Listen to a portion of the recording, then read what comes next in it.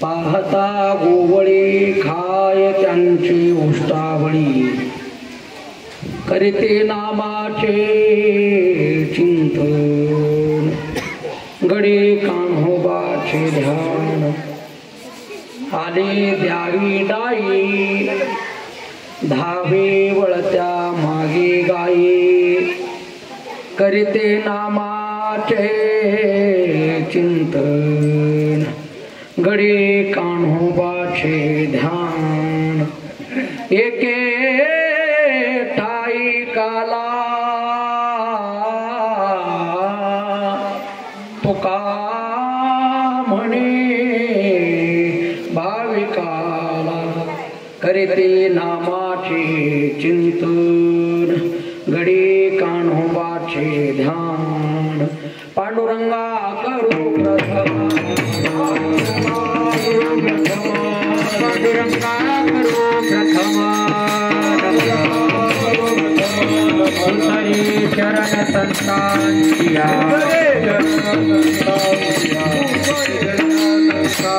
त्यांच्या कृपादाने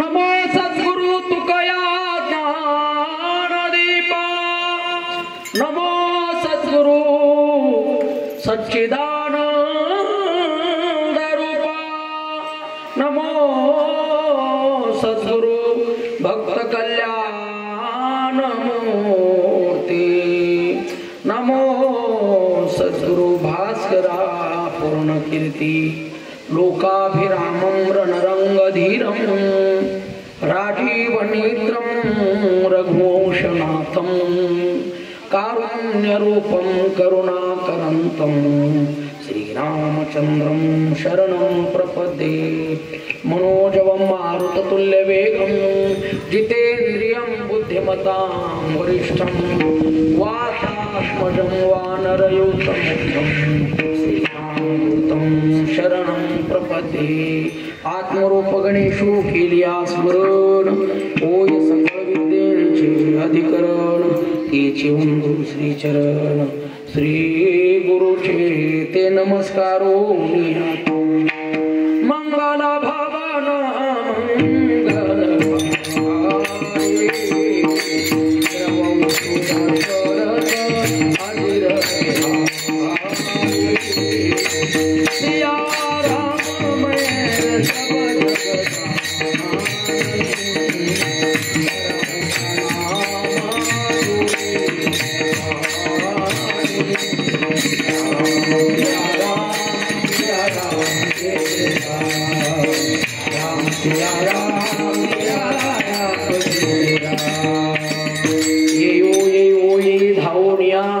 विलंबकावाया लाविला कृपाळी, विठाबाई विश्वंभरे भवछेदकी, कोठे गुंतली समाय विश्वव्यापकी, ओ येई धावूनिया मस्तक माझे पायावरी, या वारकरी संतांच्या प्रस्तुत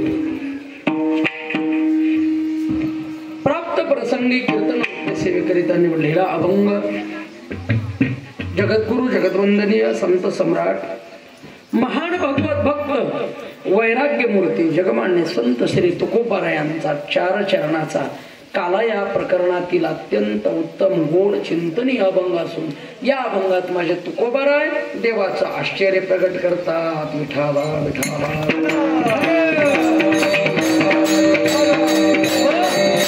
तुकोबारा म्हणतात, देवाचं आश्चर्य पाहत असताना जर विचार केला तर एवढं मोठं आश्चर्य की एका सामान्य गोवळ्यांचं देवष्टकाचं, पाहता गोवळी खाय त्यांची उष्टावळी, किती सामान्य, ज्यांच्याकडे फार मोठं धन आहे असं नाही, ज्यांच्याकडे एखादं मोठं पद आहे असंही नाही, ज्यांच्याकडे फार भरपूर गुण आहेत असंही नाही, आश्रम नाही, सामान्य गोवळ्याची मुले, म्हणजे ना गुणतः मोठे ना धनतः मोठे ना वर्णतः मोठे ना आश्रमतः कोणती त्यांच्याकडे श्रेष्ठता नसताना देव गोपाळांचं उष्ट खातो का? याचं उत्तर महाराज देतात, करीते नामाचे चिंतन. का उष्ट खातोय? माझ्या कन्हैयाचं अखंड ते चिंतन करतात, भजन करतात, म्हणून देव उष्ट खातोय. करीते नामाचे चिंतन गडी कान्होबा ठे ध्यान. देवाचं ध्यान भजन सोडतात, ते काहीच करत नाहीत आणि सतत देवाच्या सहवासात आणि सहवासात असल्यामुळं देव खेळ खेळत असताना आलेला डाव माझ्या देवाने दिला, आलेलं राग दिलं. कधी राग गोपाळांचं बुडवलं नाही. लक्षात घ्या, आले द्यावी डाई. मग ते गायीची वळती असेल, नाही तर खेळ खेळताना डाव असेल. प्रत्येक गोष्ट माझ्या देवाने भक्तासाठी पूर्ण केली. दहावे वळत्या मागे गाई. आणि देवभक्ताचं प्रेम असं आहे, किती प्रेम आहे हे आपण 7 दिवस ऐकले. एवढं प्रेम आहे, एवढं प्रेम आहे की त्या प्रेमाला कसलीच या ठिकाणी सीमा नाही. आणि म्हणून देव भक्ताच्या ऋणातून कुठंतरी उतराई व्हावं म्हणून ब्रह्मज्ञानाचा काला माझ्या गोपालांना देव देऊन टाकतो. लक्षात घ्या, सर्वांना समोरासमोर बसूनच स्वतःच्या हाताने तो दहीभाताचा हरिनामाचा खिचडी काला आणि दहीभाताचं सगळं प्रेम या ठिकाणी गोपाळावर माझा देव समर्पित करतो. लक्षात घ्या, एके ठाई काला तुका म्हणे भावी काला. हा, मग हा काला कोणालाही मिळत नाही. जो भाविक आहे, भाविक भक्तालाच परमार्थाचा लाभ मिळत असतो. परमार्थामधल्या काल्याचा आनंद इतरांना नाही. आणि मग तो देवाधिक असू नाही, कुणी असू द्या, तो इतरांना कुणालाच लाभ नाही. हा फक्त भाविकांना लाभ आहे. करीते नामाचे चिंतन घडे कान्होबाचे ध्यान. विठाला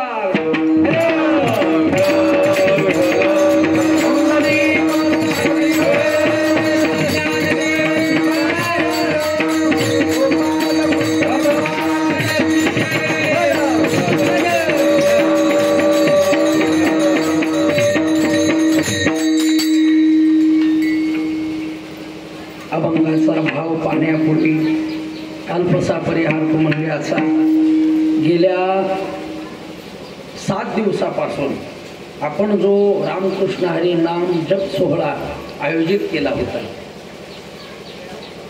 बऱ्याच जणांची मानसिकता होती की अखंड व्हायला पाहिजे, परंतु अडचणीत आणि निसर्गाच्या सगळ्या वातावरणाला पाहून जो निर्णय घेतला तो अतिशय उत्तम राहिला. लक्षात घ्या, तो म्हणजे असा की 12 तास रामकृष्ण हरी जप करायचा. आणि ज्यावेळेस कधी योग त्यावेळेस 24 तास.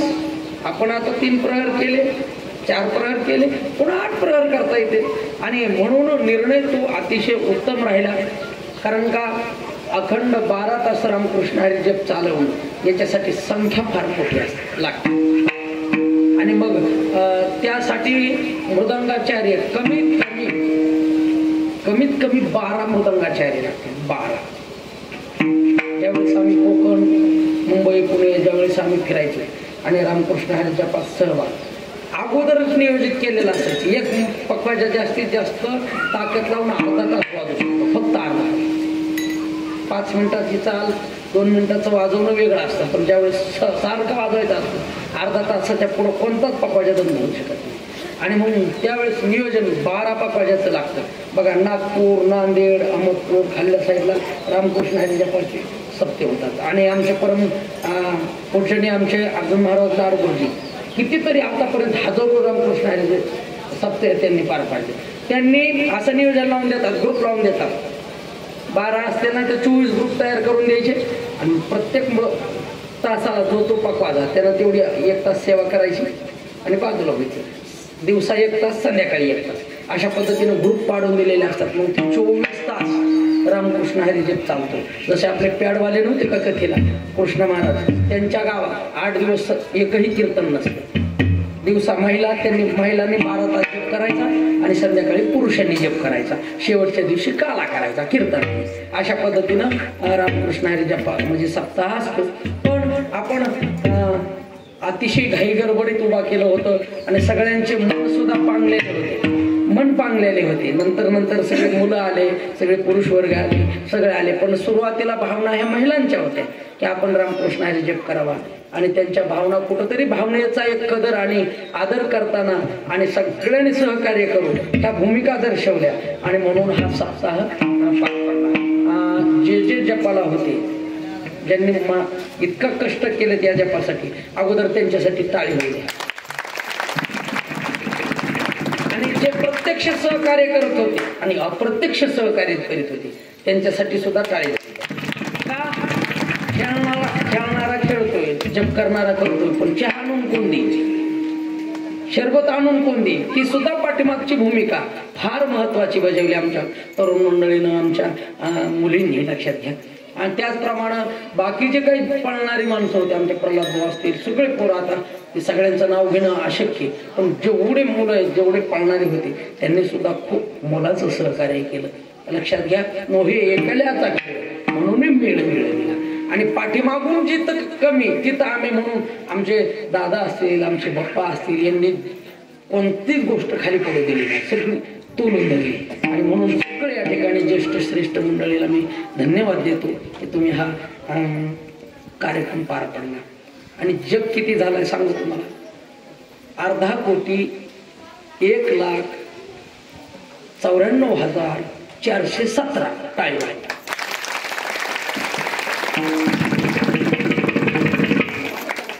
आणि 1 कोटी जर जप झाला असता, मी नारदाच्या गादीहून शास्त्राला धरून सांगतो, 1 कोटी जप झाल्यानंतर रामराया कोण्या कोण्या रूपात येतात आणि तुमच्याकडे जीवन सगळ्याला पाहून दर्शन देऊन जातात.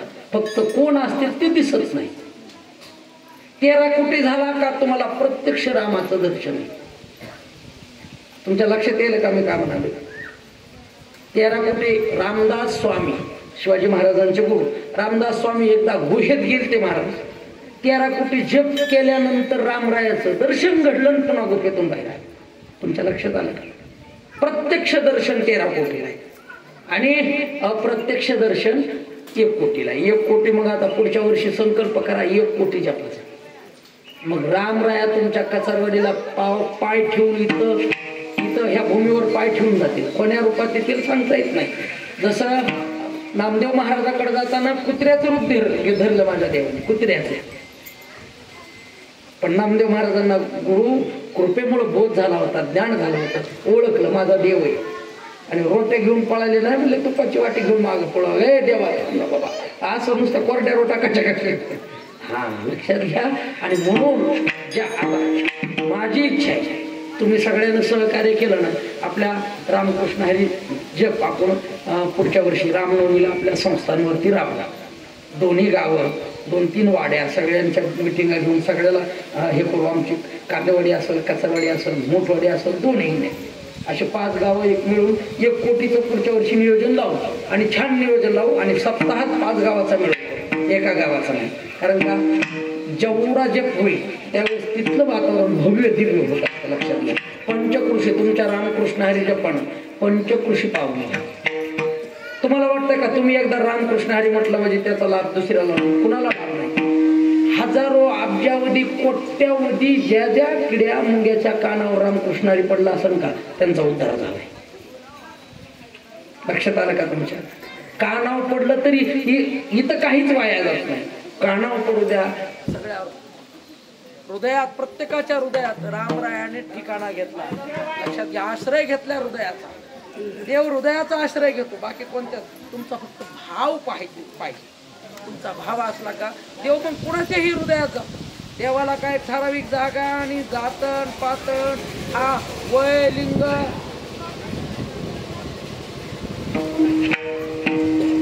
देवाला काय आवडतं? फक्त चांगलं हृदय आवडतं. चांगलं हृदय आणि चांगल्या हृदयातच देव राहतो. सकल भुवन मध्ये निर्धनास्ते धन्य निवसती हृदये श्याम श्री हरेर भक्ती रेखा. लक्षात घ्या, तुमचं हृदय जर निर्मळ असेल तर देव त्या हृदयात आल्याशिवाय आणि राहिल्याशिवाय राहत नाही. आणि म्हणून तुम्ही जो उपक्रम चालू ठेवला आणि 8 दिवस जे कष्ट घेतले, याला माझ्याकडे तरी शब्द नाही. खरोखर माझ्याकडे कसले शब्द नाही की तुमचं कौतुक कोण्या शब्दानं करावं. ज्या तुमचं कौतुक करायला बोलायला शब्द जर नसतील माझ्याकडे तर मी कौतुक कसं करू. म्हणून तुमच्यासाठी पुनश्च एकदा टाळी वाजवू आणि सर्वांना खूप खूप धन्यवाद देऊ. तुम्ही हा उपक्रम राबवला आणि महिलांना सरळ सहज म्हटलं. मग तुम्ही अगोदर म्हटलं होतं फक्त रामकृष्ण हरी जप करायचा आणि शेवटी आपलं दहीलाहीचा काला करायचा आणि मोकळं व्हायचं. असं नाही म्हटलं, तुम्हाला समाधान होणार नाही. थोडं आम्ही पळू म्हणलं तुमच्यासाठी पळू. थोडं परेशानी झाली हरकत नाही, पण हरिपाठ घेऊ. लेकरं येतील हरिपाठ, तुमचं मन रमण आणि दिवसभराचं कष्ट संध्याकाळी कथा ऐकल्यानंतर निवृत्त होईल. दिवसभर तुम्ही परेशान झाल्यानंतर कथा ऐकून थोडं मन समाधान व्हायचं आणि मग नवीन ऊर्जा घेऊन दुसऱ्या दिवशी तुम्ही पुन्हा अजून जपाला कामाला लागायचं. म्हणून हा सोहळा आनंदात पार पडला. असो, या ठिकाणी आज बाहेरगावून आलेले सर्व भाविक वर्ग यांचं मी मनापासून या ठिकाणी कौतुक करतो, धन्यवाद देतो. आज त्यांनी सुंदर या ठिकाणी गोड अशी चाल गायली.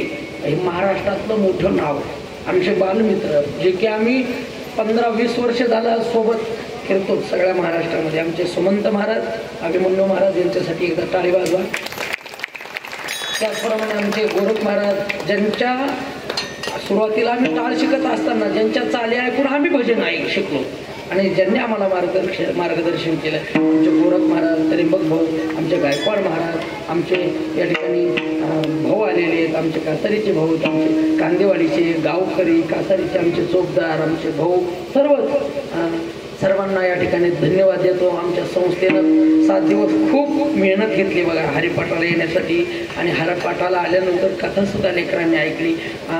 चैतन्यानं खूप गोड साथ केली. कांबळे सर असतील, कृष्णदादा, खूप आनंद आला. 7 दिवस मन भरून आलं आणि मन हे राम झाले, मन हे राम झाले, प्रवृत्ती ग्रासून कैशी निवृत्तीशी आली. हेच मन आपल्याला देवाकडे पण नेतं आणि हेच मन नरकाकडे पण नेतं. लक्षात घ्या. मन येऊ मनुष्यानं कारणं बंध मोक्ष येऊ.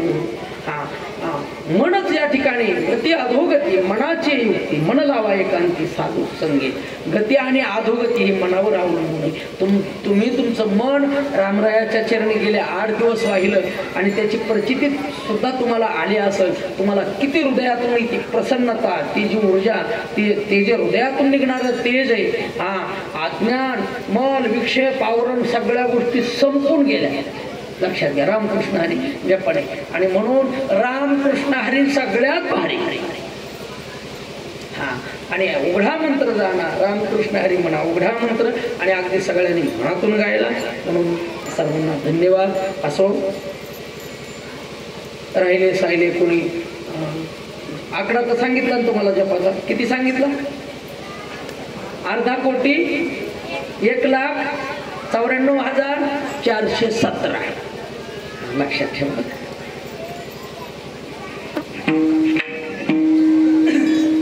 असो, जे कोणी नाव घ्यायचे राहिले असतील. आमचे थोरात साहेब, ज्यांनी अतिशय पावसाच्या ह्याच्यात कोणता सिस्टीम वाला तयार होत नाही हो पावसात सिस्टीम लावायला.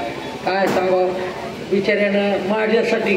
ते म्हणले महाराज शपथ सांगतो म्हणले, आपल्या सप्ताहाच्या आदल्या दिवशी त्यांचा मंडप फाटला, सिस्टीम सगळी भिजली, पाण्यात लोळत होती, एवढी नुकसान झाली. कमीत कमी 15-20 हजाराची नुकसान तिकडं झाली आणि त्यांची इच्छाच व्हायना.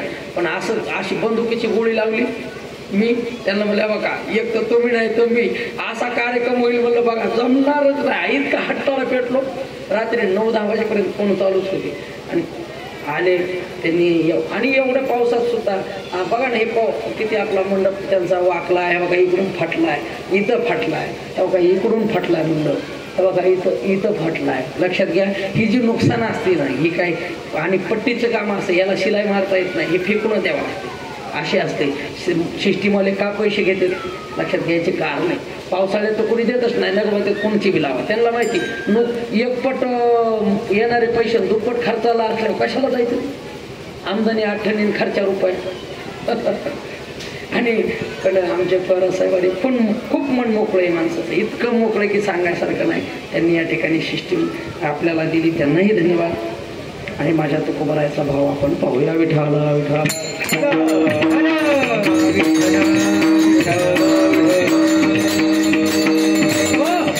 तुकोबारायचं आश्चर्य, माझ्या देवाचं आश्चर्य सांगताना तुकोबाराय आश्चर्य प्रगट करतात. तुकोबाराय म्हणतात माझ्या देवाचं आश्चर्य असं आहे एक सामान्य गोवळ्याचं देव उष्ट खाल्लं का? देवाला अशी काय कोणती गोष्ट कमी पडली की गोपाळांचं उष्ट खावं लागलं? उष्ट खाण्यामागचे कारण अनेक आहे, पण आश्चर्य कशाला म्हणतात ती अगोदर लक्षात घ्या. अघटित घटना अनादित्वात निर्गुणत्वात परमात्मा अव्यय, जो अनादि अनंत असलेलं आणि निर्गुण तत्व असलेलं ज्या वेळेस सगुण रूपात येतं, सगुण साकार होतं, निर्गुण निराकार तत्व सगुण साकार होतं आणि त्याला रंग रूप येते, त्यावेळेस या जगात सगळ्यात मोठं आश्चर्य आहे. का?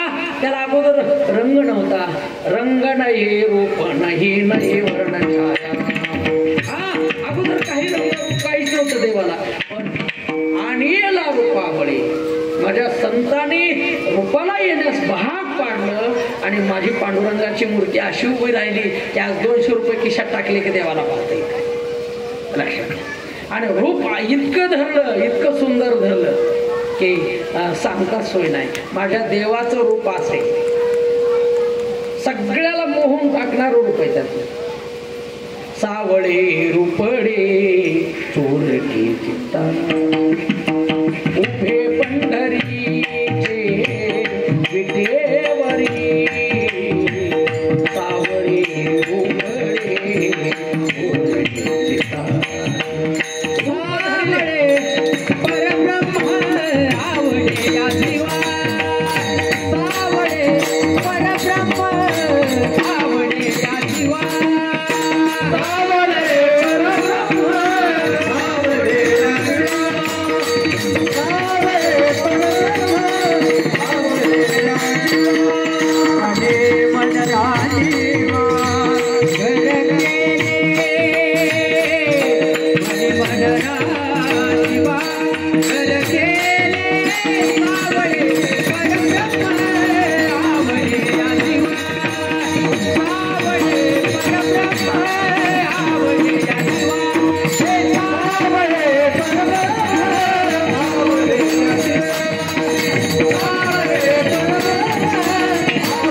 या जीवा, आवडे टाळी वाजवा टाळी. सावळे परब्रह्म आवडे या जीवा. देव सगुण झाला, सर्वांना या ठिकाणी आला. नावा रूपा तुका म्हणे झाला सोपा, आणि नावा रूपाला आल्यामुळे आपल्याला सोपा झाला. आणि भक्ती सुद्धा साधू संतांनी इतकी सुलभ करून दिली, इतकी सुलभ करून दिली. हा, नलगंदी सायास जावे म्हणांतरा, सुखे येतो घरा नारायण, ठाईच बैसोनी करा एक चित्त, आवडी आनंदाळ वावा रामकृष्ण हरी विठ्ठल केशवा, मंत्र हा जपावा सर्व काळ, यावी नानिक असा पैसाधन, वातसे आन विठोबाची तुका म्हणे सोपे, आहे सर्वागुणी शहाणा तो धनी घेतो येथे. हा, कुठं जायचं नाही, रानात जायचं नाही, वनात जायचं नाही, पाला खायचं नाही, दगड खायचे नाही, काय नाही, फक्त आनंदानं रामकृष्ण हरी म्हणायचं. कलियुगे उद्धार हरीच्या यत् फलम नास्ति तपसा न योगेन समाधीना, हा तत्फलम लभते सम्यक कलौ केशव हरी कीर्तना. लक्षात घ्या, माझ्या देवाचं चिंतन जर केलं, नामस्मरण केलं तर सुखे येतो घरा नारायण. हा, तो स्वतःहून चालत येतो. लक्षात घ्या, आतापर्यंत कोणते संत जास्त तिकडे जाण्याचा अट्टहास करत नव्हते. सावता महाराज कधी गेले हो? जात होते का?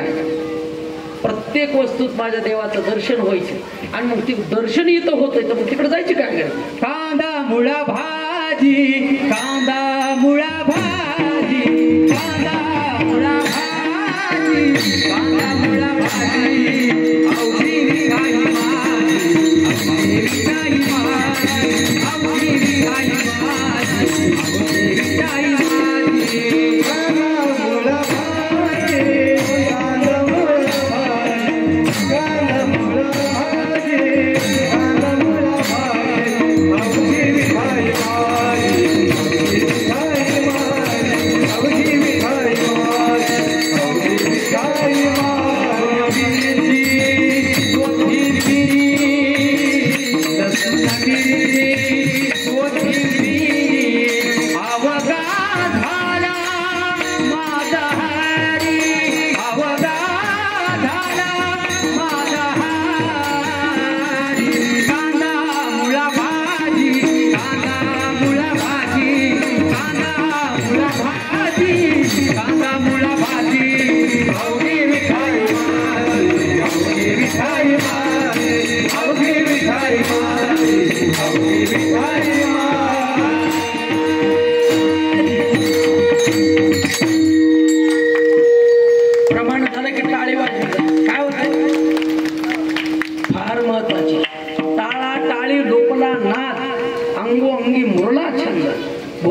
मोहिताची आटला भेद ज्ञान गिळून गावा गोविंद. लक्षात घ्या, टाळीमध्ये एवढी ताकद आहे, भयानक ताकद आहे.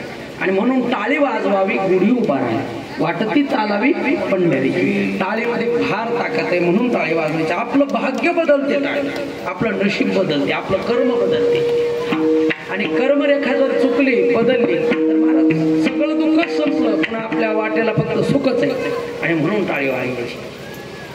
कांदा मुळा भाजी, कांदा मुळा भाजी, अवघी मिठाई माझी, अवघी मिठाई माझी, लसूण मिरची कोथिंबिरी अवघा झाला. कांदा मुळा भाजी, हा कांदा सुद्धा, लसूण सुद्धा, कोथिंबिरी, प्रत्येक वस्तूच माझा देव दिसायचा सावता बनला. लक्षात घ्या. आणि म्हणून सावता महाराज जास्त कधी तिकडे जायचा अट्टास करत नाही, ते माझा पांडुरंग. लक्षात घ्या, तुमचा भाव महत्वाचा आहे. आणि ज्यावेळेस भक्ताचा आणि देवाचा वियोग होतो ना, देवाला सुद्धा राहत नाही. कोणत्या ना कोणत्या कारणानं देव काय करतो, भक्ताकडे येतो.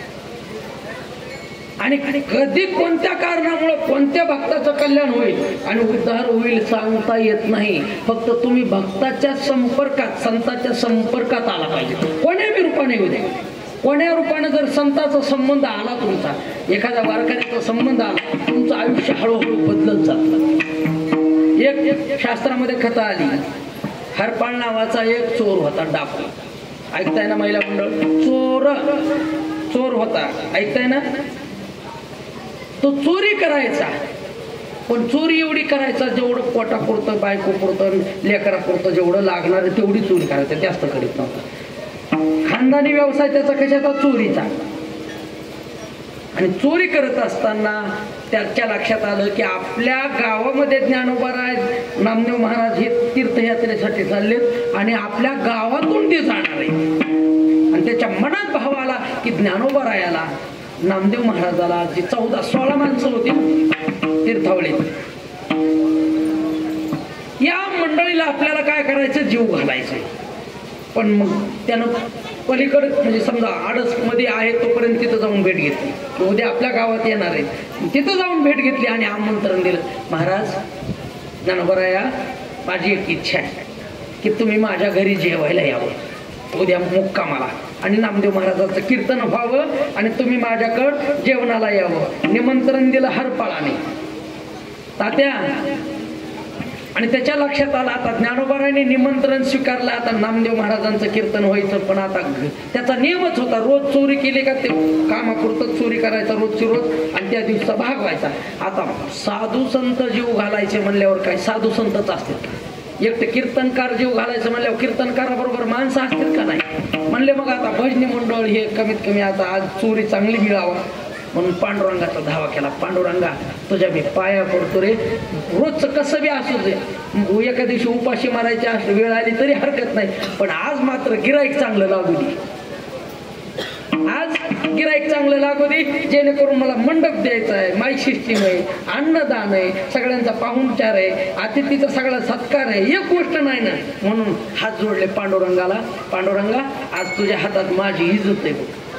आणि मग निघाला. आता गावातला चोरा कुठं गावात चोरी करीत असतो का, माहीत होईल नाही हे चोर आहे म्हणून. त्याचं ठरल्याप्रमाणे शेजारच्या गावात गेला तो महाराज. रात्री 8 वाजता गेला आणि वाटावर दबा धरून बसला आरण्यात. कारण का, पूर्वी लोक काय बैलगाड्याशिवाय दुसरा पर्याय नव्हता, काय वाहनं थोडीच होते. आता गाडीला चावी मारली का 2 तासात तुम्ही कुठं जाता, तसं नव्हतं, अवघड होतं बैलगाड्याचा प्रवास. आणि मग झाडावर चढून बसला. रात्री 10 वाजले, अजून कुणीच आलं नाही, भवानीच नाही. 11 वाजले रात्रीचे, कुणीच येईना.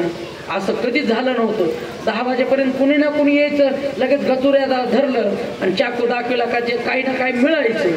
पण आज 12 वाजले रात्रीचे, वाट बघतोय, इतकं म्हणजे मनाला हृदय इथून सगळं दुःख फुटू लागलं.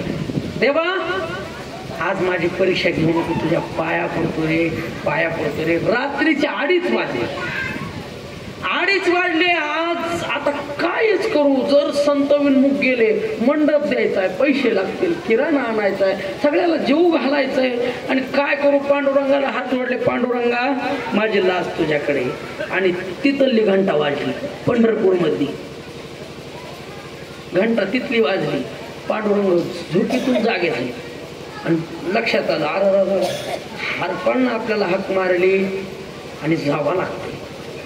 रातच रुक्मिणी मैयाला उठवलं. रुक्मिणी उठ बरं उठ, आपल्याला जायचंय, पटकुनी जायचंय. कुठं? चल. आणि मग आज काय हिरे माणिक मोती काय आज घालू नको, आज सोनं घाल. सोनं का तर माझ्या भक्ताला पुन्हा दिल्यावर मोडायला बी पटकुनी सोडून पटकुनी मोडता येते. हिरे माणिक मोती कुठं गिराक लागणार, सोनं घाल. आज बाकीचं काय घालू. रुक्मिणी सोनं घातलं, मस्त नऊवारी साडी नेसली, पटकुनी 2 मिनिटात बैलगाडी काढली. बैलगाडी झुकली, आले अरण्यापर्यंत 3 वाजेपर्यंत. देवाला काय आलं, इतका वेळ लागतो काय यायला महाराज. आणि आता देवानं 80 वर्षाचं रूप धरलंय. 80 वर्षाचा म्हाताऱ्याचं मस्त असा टोप घातलेला आहे, म्हणजे फेटा घातलेला आहे. 80 वर्षाचं रूप धरलं आणि हुर हुर बैल आले बैलगाडी घरी. गाडी महाराज गाडीतला कंदील हे दिसला. हारपळाला एवढा आनंद झाला. मला फक्त ह्यांच्याकडे असावं गडे काहीतरी. देवा आलाय गिरायक पण असावं. नुसतं असं नगाडे येऊन काय उपयोग आहे. उघड्यापाशी नागडे गेलं, रातभर काकडून गेलं, काहीतरी एवढी चोरी. आता एक तर पहिलंच गिरायक आलं आणि आपलं काम यापर्यंत असा. पुन्हा पांडुरंगाला प्रार्थना करतात. पांडुरंग मनातली मनात म्हणतात, काळजी करू नको, आलो मी, काळजी करू नको, मनातली म्हणत. आणि मग गाड्या आल्या बरोबर महाराज 2 पावला गाडी आली की झाडावर उडी मारली, हातात कुऱ्हाड. उभा कर म्हातारा, उभा कर. उतर खाली. उतर. धरलं महाराज गचुऱ्या म्हाताऱ्याला. तो म्हातारा होता का? देवानं बिलट. हो हो हो काय मला कमल धरलंय होय, तरी बघा गचुर सोडा, मरण मी. गाप म्हणले गाप, काढ म्हणले जेवढं आहे तेवढं काढ काढ. हो नाही मध्ये बोलव खाली. महाराज रुक्मिणी मग आता वय वय मुद्दामत धरलेलं आहे ना सोंग. हे सोंग सारेले या रुपयानंते सोंग धरलेले पांडुरंग. खाली उतरले रुक्मिणी माई. आपलं म्हातारीच्या गळ्याजवळ सोनं दिसलंय महाराज. इतकं हरपळाला आनंद झाला, इतका आनंद झाला. वा वा वा म्हणला. अरे म्हातारे खोटं नाही ना? नाही बाबा म्हणजे खरं. काढ म्हणले काढ. नको ना, माझ्या आईने दिलेलं गेले, सांभाळून ठेवलेले. नको रे बाबा, असं करू नको. अरे आमच्या वयाच म्हणले बोलू नको, अजिबात बोलू नको. नाही हो म्हणले मारून टाकेल. अरे बाबा असं नको करू बाबा, असं नको करू. महाराज थरथर करू लागले. तो गाप म्हणले गाप असा सगळं दोघं गाप असा काढा पटापटा. आता द्यायचंच होतं की बरं, आणलंय कशासाठी काढलं महाराज आणि गटोडं बांधलं. असं स्वतः पांडुरंगाने गटोडं बांधून दिलं. हे बघ म्हणले इकडं तिकडं पडन बरं का, नीट बांधून घे. हा आणि एकच मला सांग, कमी चोरी करतोस र तू? पुढं बोलायचं नाही, गाप बसायचं, बोलायचं नाही पुढे. अरे पण काहीतरी कारण असेल ना. अरे तू धटाकट्टा माणूस आहेस, काम करायचं, उगाच चोऱ्या करायचं. आणि आमच्या म्हातारपणाला आता एवढंच होतं आमच्या जवळ, दुसरं काय होतं का? आणि तू घेऊन चाललास. पुढं बोलायचं नाही म्हणले, गप बसा. आता तोंडातून जर शब्द काढला तर डोक्यात कुराट. गप बसले महाराज. पण जाता जाता गटोडं बांधून दिलं. त्याला इतका आनंद झाला. एवढं होतं की मंडप बी होणार होता, त्याच्यात माईक सिस्टीम बी होणार होती, गायक होणार होती, महाराज होणार होती. एवढं होतं की काळजीच नव्हती. पण निघताना त्यानं हात जोडले पांडुरंगाने म्हाताऱ्याच्या रूपात. एक माझी विनंती म्हणली, न्यायलाच पण कशाला ते तरी सांग. हे बघा म्हणले, आता तुम्ही आता लईच मगापासून हाताला पेटलात म्हणून सांगतो. उद्या माझ्या घरी ज्ञानेश्वर महाराज येणार आहेत. नामदेव महाराजांचं कीर्तन आहे माझ्या घरी. आणि मग त्यांच्या पंक्तीसाठी हे नियोजन आहे. मंडप द्यायचा आहे, पंक्ती करायच्या. आणि म्हणून हे नियोजन आहे. बरं म्हटलं एक काम करणं, आम्हाला कमीत कमी पंक्ती जेवायला तरी होती. कारण का आम्ही त्यांच्या दर्शनाला आलो त्यांच्या. आणि कमीत कमी दर्शनाला तरी आम्हाला येऊ दे, आम्हाला तिथं परवानगी दे. ते मला हे बघा अजिबात जमत नाही. तुम्ही जर कुणापाशी बरगळलात, हे सोनं चोरून आणलंय आणि ह्याचा स्वयंपाक केलाय असं जर बोंबाला तर माझ्या इज्जतीचा पंचनामा होईल. ज्ञानेश्वर महाराज जेवणार नाहीत, नामदेव महाराज कीर्तन करणार नाही, चोराच्या घरी जेवायचं नाही म्हणून माघारी जाते. ते म्हणले आज पांडुरंगाची शपथ घेतो म्हणले. कोण म्हणताय? पांडुरंगाची शपथ घेऊन सांगतो, आज सुद्धा करणार नाही, ब्रश सुद्धा बोलणार आहे, फक्त पंक्तीत बसू, आनंदाने 2 घास खाऊ, दर्शन घेऊ त्यांचं आणि आमचं आपलं चालतो. नाही होय करीत कस तरी राजी केला हरपाळ. आणि महाराज सकाळी मंडप दिला, छान पंचपक्वान्नाचा स्वयंपाक चालू झाला, नामदेव महाराजांचं कीर्तन चालू झालं.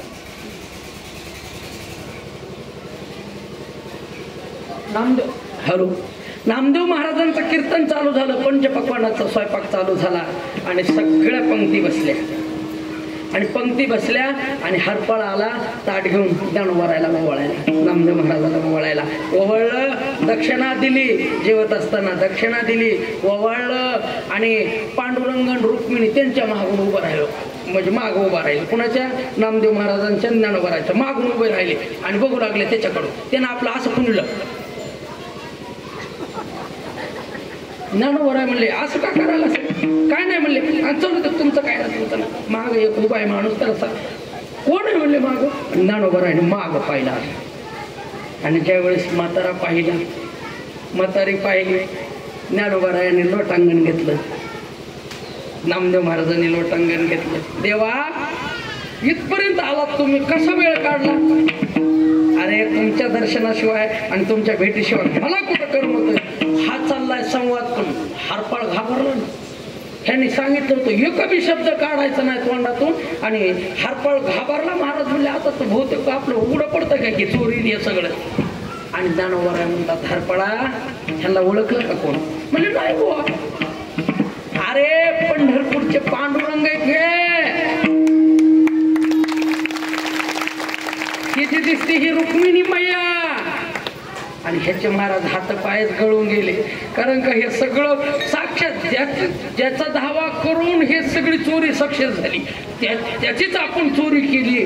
आणि पांडुरंगाला दंडवत घातला आणि क्षमा मागितली. आणि पण भक्ताचा भाव माझ्या पांडुरंगाला प्रिय. तुमचं काय, तुम्हाला रामकृष्ण आणि तालात येतंय का नाही, काही घेणं देणार, फक्त तो प्रेमाचा भुकेलाय, भावाचा भुकेलाय.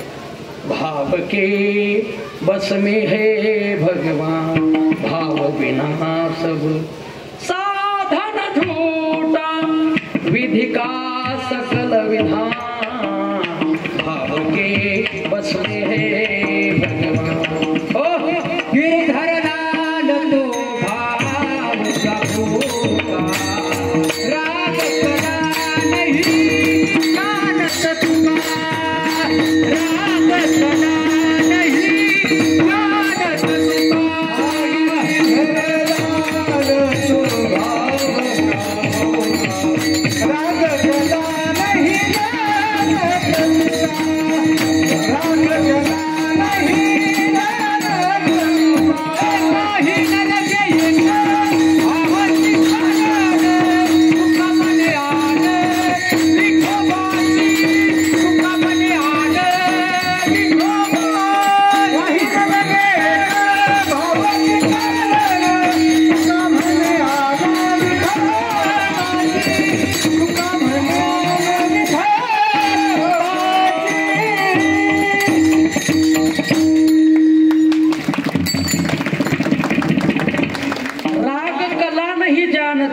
इथं राग महत्वाचा नाही. तुम्हाला येतो का नाही?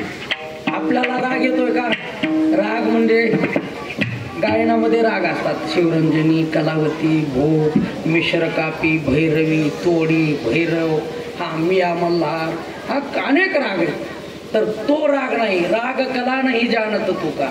लक्षात घ्या, गिरिधरला आलं तो भाव का भोका, इथं भाव महत्वाचा आहे. ज्या वेळेस आमच्या मीराबाई इतक्या आनंदाने भजन करू लागल्या आणि आपण जसं सगळे मिळून भजन करतो का नाही, सगळं इतके नाचत होते, पण एक जर त्याच्यात जास्त हुशार होते. ते म्हणले, अरे ताल चुकायला, तुमचा स्वर चुकायला, स्वरातच ये ना तुमचं पक्वादाच्या स्वरात, हा राग गेला म्हणले. राग मीराबाई म्हटल्या, थांबा, राग गेला जाऊ द्या, फक्त अनुराग गेला नाही पाहिजे. राग से नाही अनुराग से गाई, प्रेमानं भजन करा. मीराबाईनं सगळ्याला प्रेमानं भजन करायला शिकवलं, लक्षात घ्या. आणि म्हणून वेडा असू द्या, वाकडा असू द्या, येईल तैसा बोल रामकृष्ण. भाव महत्वाचं आहे. हृदयातून निघलेलं प्रेम हे देवापर्यंत पोहोचतंय. तुमचं बाकी काही पोहोचत नाही. हृदयातून जे निघल देवासाठी निघल ते देव स्वीकार करतो. आणि म्हणून राग महत्वाचा नाही तर अनुराग महत्वाचा आहे.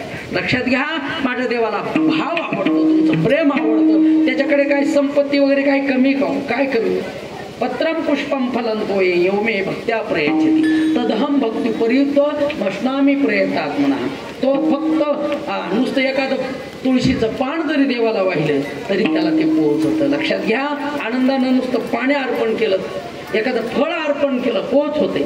तुमच्याकडं काय धन द्रव्य काय देवा असं अजिबात त्याची अपेक्षा नाही. लक्षात घ्या, तात्पर्य एवढा आहे की भाव महत्वाचा. आणि भाव माझ्या गोपालांचा एवढा होता देवाविषयी, एवढा होता की रात्रंदिवस देव सोडता माझे गोपाळ काहीच करत नव्हते. म्हणून देवानं उष्ट खाल्लं. आणि आश्चर्य, माझ्या ज्ञानोबाराने भिंत चालवली. हे आश्चर्य बाप्पा, माझ्या ज्ञानोबा तुकोबराच्या गाथा पाण्यावरती तरली. हे लक्षात घ्या, आश्चर्य. रेड्याच्या मुखातून वेद वधून घेतला. हे आश्चर्य. भिंत चालवली. हे आश्चर्य. ह्याला आश्चर्य म्हणतात. आणि त्यापेक्षा आश्चर्य, सामान्य गोपाळाचं उष्ट खाल्लं. ढाला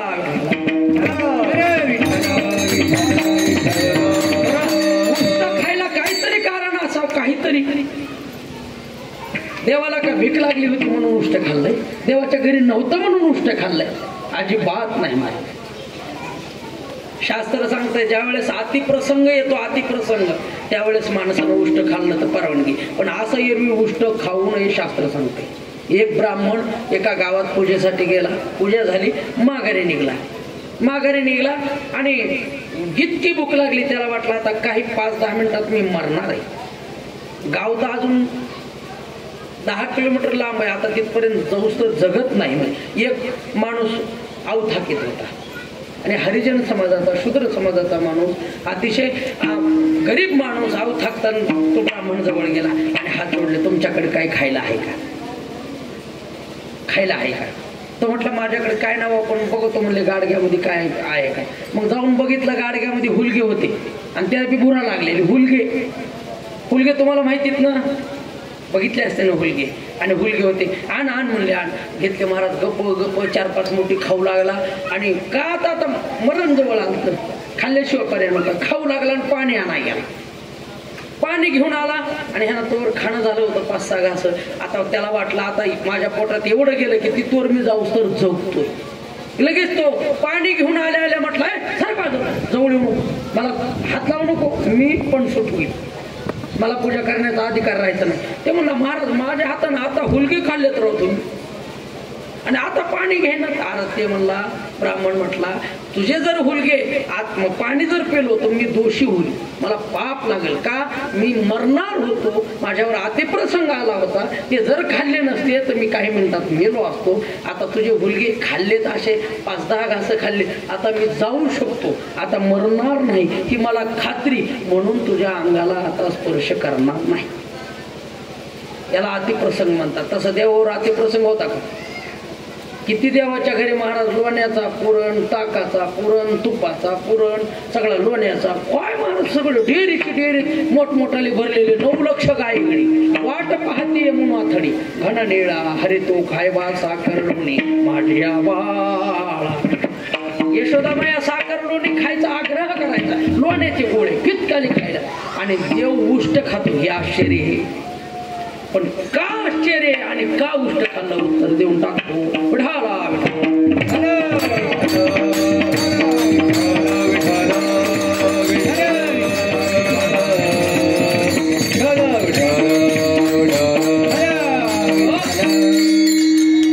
पहिलं आश्चर्य, देवानं उष्ट खाल्लं. पण का खाल्लं याचं पहिलं उत्तर असं बघा, प्रेमात उष्ट खाल्लं तर चालतं, पाप लागत नाही. प्रेम असेल तर मग ते भले देवात भक्तात प्रेम असू द्या, नवरा बायकोत प्रेम असू द्या, प्रेम जर असेल नवरा बायकोत तर उष्ट खाल्लं तर चालतं. पण प्रेम असायला पाहिजे. प्रेम नसेल तर काय, अजिबात उष्ट खाऊ नये. प्रेम असेल तर खावं. पतिदेवाचा तो प्रसादच असतो. पांडुरंगाचा प्रसाद जसा आपण नैवेद्याला ताट ठेवतो नैवेद्य ठेवतो, ओवाळतो, देवाला हात जोडून विनंती करतो, देवा प्रसाद खाऊन घ्या आणि उरलेला तो भक्ताला शिल्लक राहू द्या. आणि मग 5 मिनिटांना आपण तेच ताट आणतो, तेच आपण वाढून घेतलेलं ताट आपण प्रसाद म्हणून तो मग ते जेवण राहत नाही, तो प्रसाद असतो. आणि प्रसादात ताकद अशी, प्रसादे सर्व दुःखाना हानी रसोपजायची प्रसन्न चेतसो ह्याशु बुद्धी पर्यवतिष्ठते. प्रसाद जर तुमच्या पोटात गेला तर बुद्धीचं परिवर्तन होतं, बुद्धीच शुद्ध होते, बुद्धी सात्विक होते, चांगले विचार हृदयात प्रगट होतात. प्रसादात ताकद अशी प्रसादामध्ये, लक्षात घ्या.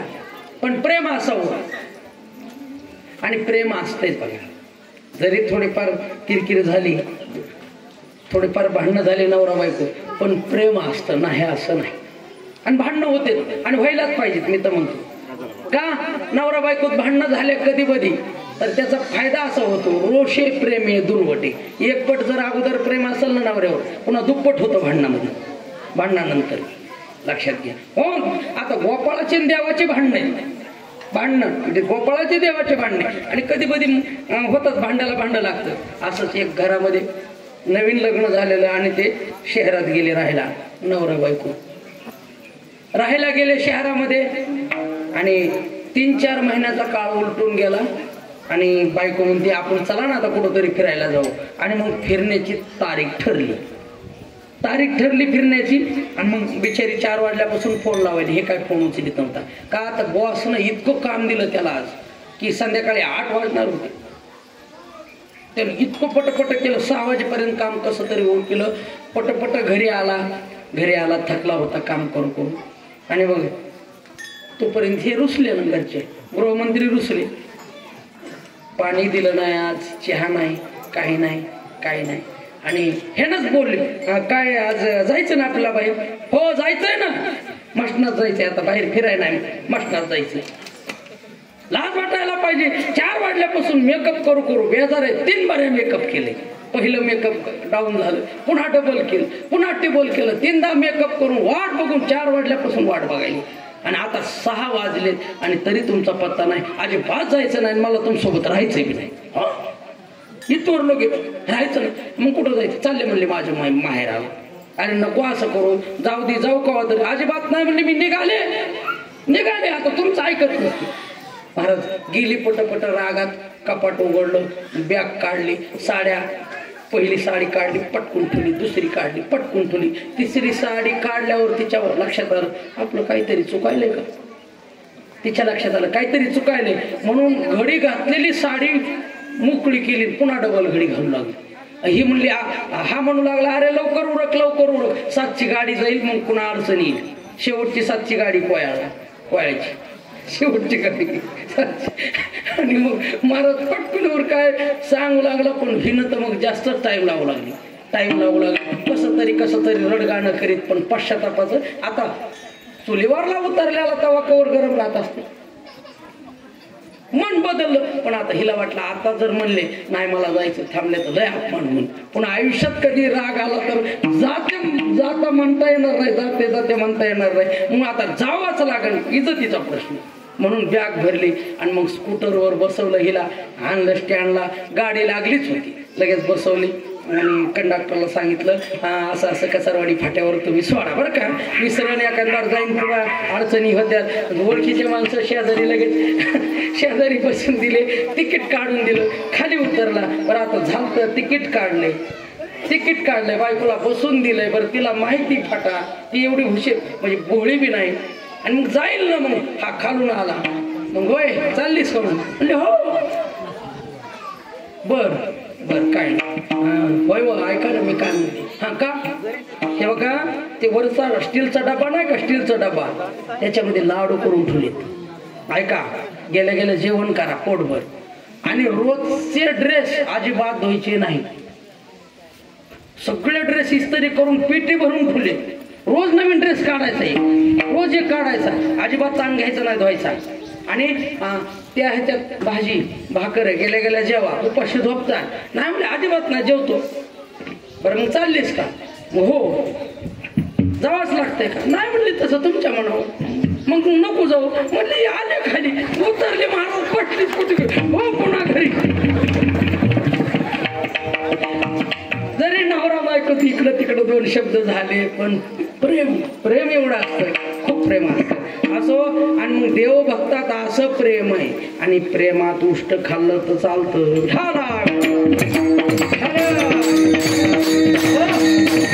दुसरी गोष्ट, वनभोजन जर असेल, वनभोजन जर असं, जर आपण लहानपणी गुरु राखायला जायचो, जनावर राखायला, मित्र मित्र सगळे गोळ्या मेळ्यानं बसलो, ह्याची भाजी त्याला, त्याची भाजी ह्याला, ह्याची भाकरी त्याला, ह्याला वनभोजन म्हणायचं. वनभोजनात एकामेकाचं उष्ट खाल्लं तर चालतं.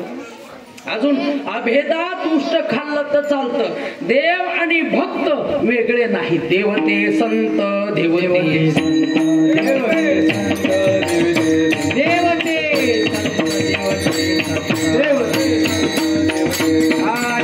सत्या प्रतिमा,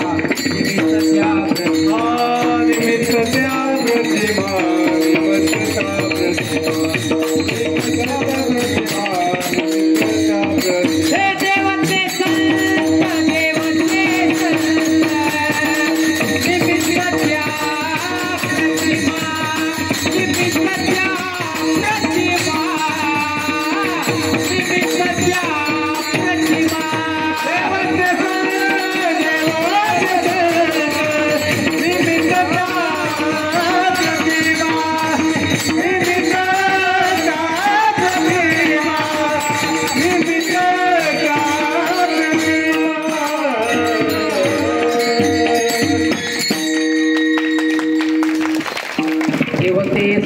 देवते संत निमित्त त्या प्रतिमा.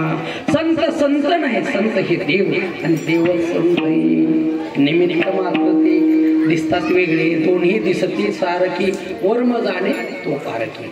लक्षात घ्या, देव हा संत रूपाने प्रगट होत असतो. लक्षात घ्या. आणि म्हणून दोघांमध्ये गोपाळ आणि माझा देव हे दोन्ही एकच. लक्षात घ्या. आणि म्हणून उष्ट खाल्लं त्याच्यात दोष नाही. अजून संताचं उष्ट जर खायला मिळालं तर त्याच्यात पाप नाही. संताचं उष्ट खायला मिळालं. लक्षात घ्या. संताच्या उच्चिष्टामध्ये एवढी ताकद आहे, एवढी ताकद आहे. किती ताकद आहे. एकदा एकनाथ महाराज स्वतःच्या जनार्दन स्वामी गुरु सोबत सूर्यकुंडावर गेले. सूर्यकुंडावर गेले आणि थांबले असताच तिकडून एक मुलंग आला, काळा कुट्ट पुरुष, लंगोटी नेसलेला, हातामध्ये कमंडलू, एक कटोर आहे, आणि 5-7 खरजुल्या कुत्रे त्याच्या सोबत आहेत. कधी आंघोळ केली का नाही माहित नाही, इतकी घाण आहे अंगाला बसलेली की बघूच वाटत नाही. बघितल्या वकारे यायची. असा माणूस तिकडून आला. जनार्दन स्वामीची नजर गेली तिकडून. जसा तो मलंग आला तसे जनार्दन स्वामी पळत सुटले. दोघांनी कडकडून मिठी मारली, एकामेकाने कडकडून मिठी मारली. आणि नाथ बाबा इतका विचार करू लागले, अरे जे माझे गुरु, आम्ही देवपूजाला जर फुलं काय आणले तर 5 फुटावून घेते, जवळ कधी अंगाला स्पर्श दुसऱ्याचा होऊ देत नाही, एवढं सोहळ्यात राहणारे, इतकं सोहळं की सांगताच येत नाही. सोहळं कसं असतं बघा. सोहळं म्हणजे स्वतंत्र वस्त्र, ते बी कोरं वस्त्र, आंघोळ केल्यानंतर सुचिरभूत होऊन ते घालावं, ते पूजेसाठी आपण वापरावं, सोहळ्यात बसावं. माणूस काय म्हणतो, सोहळ्यात बसा पूजेला. इतकं सोहळं आठवतं की जोपर्यंत पूजा होत नव्हती कोणत्याच वस्तूला स्पर्श करत नव्हते जनार्दन स्वामी. आणि मलंग आला आणि कडकडून मिठी पाहिली. नाथ बाबा म्हटले, बहुतेक आज गुरुजीचं डोकं जाऊ सटकलं काय का म्हणले, डोकं काय ठिकाण्यावर राहिलं नाही, काहीतरी अवघड झालं म्हणले. आणि कडकडून मिठी मारली. दोघात चर्चा चालू झाली. जनार्दन स्वामी म्हणतात त्या मलंगाला, महाराज मला भूक लागली, काय तुमच्याकडे खायला आहे का? ते म्हटले खायला. बरं बघतो. झोळीत हात घातला, महिला मंडळ झोळीत हात घातला, कटोरा काढला आणि ते सगळे बुरा लागलेले बाजरीचे तुकडे कवाचे ते बाहेर काढले. पण आता भाजी नाही, काही नाही, बुरा लागलेले तुकडे खायचे कसे? आणि मग ते कटोरा दिला जनार्दन स्वामीनं नाथाच्या हातात. आणि नाथा त्या कुत्रीचं दूध काढून आण म्हटले, कुत्रीचं. आणि त्या कुत्र्या बघितल्या खरजुल्या कुत्र्या बघितल्याच वाकाऱ्या सुरू झाल्या नाथ बाबांना. राम राम म्हटले गुरुचे. आता गुरु आहात ते, आता आजकालचे शिष्य ना आजकालचे गुरु थोडेच.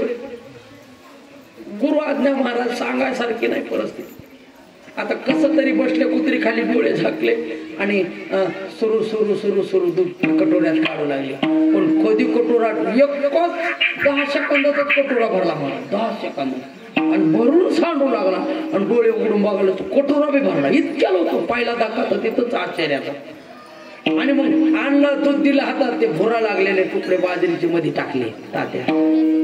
आणि बाजरीच्या तुकड्याचा स्वभाव असा आहे, दुधात पडले की आहे तशी सडपातळ राहत नाही. ती पहिलं होते मध्ये गेले बाजरीचे तुकडे असे फुगले महाराज. असा कटोरा असा पम भरला आणि असा असा दोन्ही हातानं काला चोरला. आणि तिकडून मलंग बसला खायला, आणि इकडून जनार्दन स्वामी लाभरे बरकत महाराज दवा सुरू केलो. असे ओघळ आले, सगळं अंगावर पडायला तरी भान नाही राहिलं खायचं, भानच राहिलं. उगं थोडं खरकट राहिलं. नाताला म्हणले आणा दूध भरलं. आणि गेले सूर्यकुंडावर आणि महाराज बसले खाली दोह्याला कटोरा. पण काय पूर्वजन्मीचं पुण्य उदयाला आलं, पुण्य फलोन्मुख झालं. त्यांना वाटलं हे खरकटत होताना जर माझे गुरु खातील हे गोष्ट, आपण खाल्लं तर काय होईल. लावलं तोंडाला खरकट पाणी, जसं हे कंठातून खाली गेलं तसे डोळे झाकले आणि ब्रह्मावस्था प्राप्त झाली, समाधीत गेले. नाथ बाबा समाधीत गेले, काहीच कळे ना. जनार्दन स्वामी म्हणले अरे कसं कुठं गेला नाथ, कसं ये ना कसं ये ना. आले मागून लक्षात आलं हात याला समाधी लागली. हातानं हलवलं, पाठीला डोक्याला हलवलं आणि नाथ बाबा जागे झाले. डोळे उघडले, उठले. माग पाहतात तर गुरुजी, आणि माग अजून पाहिलं तर ते मलंग नव्हता, आमच्या दत्तात्रय भगवान होते. दत्तात्रय भगवान त्या खरजुल्या कुत्र्या नव्हत्या, कामधेनू गाया होत्या. आणि दत्तात्रयाचं पहिल्यांदा जनार्दन नाथ बाबांना दर्शन झालं. दत्ता दिगंबराया दिगंबराया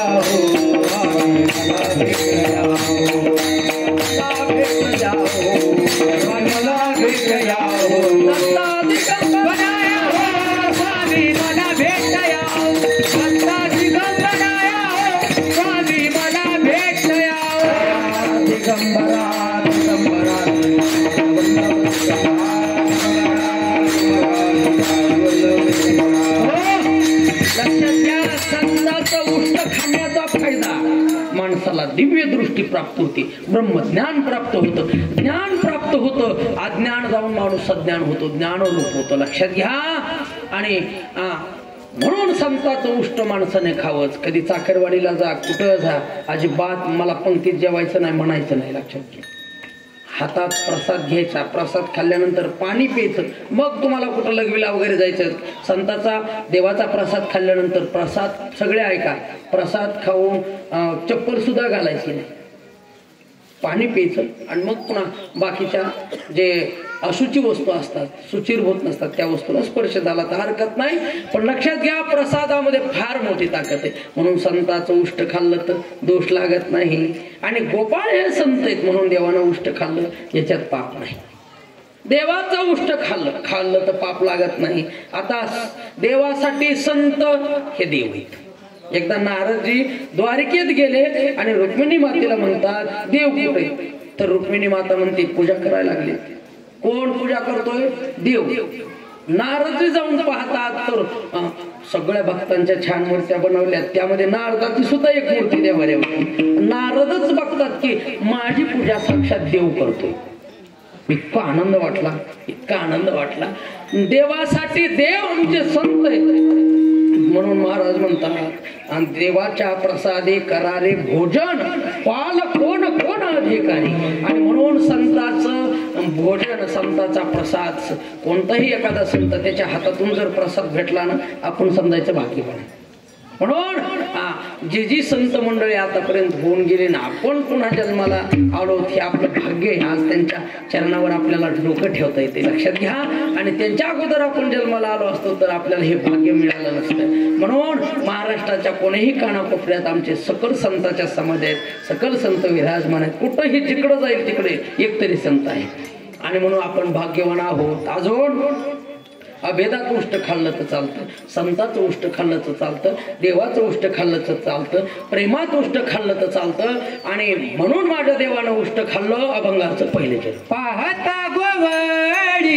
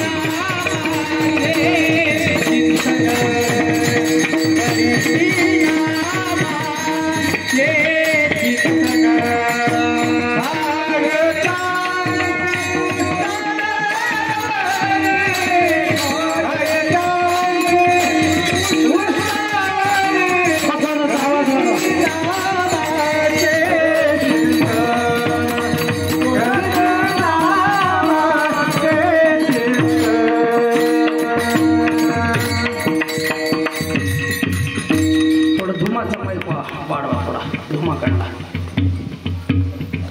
बस बस पाहता गोवळे हाय त्यांची उष्टावळी. देव का उष्ट खातो याचं कारण आहे माझे गोपाळ अखंड देवाचं चिंतन करतात. देवासाठी ते देव आहेत आणि देवात आणि संतात अभेद आहे आणि ते प्रेमातलं भोजन आहे, वन भोजन आहे. गाई चारायला गेलेत गोपाळ आणि देव आणि वनातलं भोजन आहे. आणि म्हणून उष्ट खाल्लं. पाहता गोवळी खाय त्यांची उष्टावळी. अजून करीत ती नामाचे चिंतन गडे कानोबाचे ध्यान म्हणून उष्ट खाल्लं. आणि देवाने आलेला डाव दिला अभंगाचं तिसरं चरण. आली द्यावी डाय आली द्यावे दाई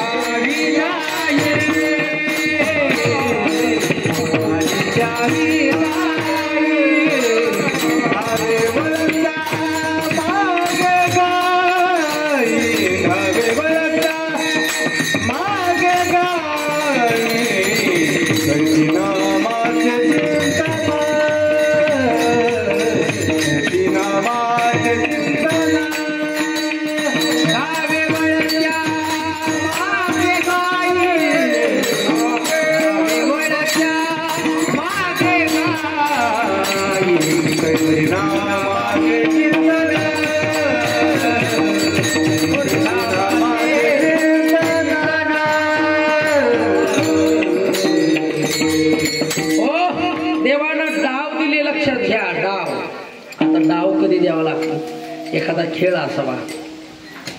हा मामा होतो तो लगोरी चेंडूफळी काय कोणताही खेळ जर असेल ना महाराज त्यावेळेस मग आपल्यावर सुद्धा राज येतो.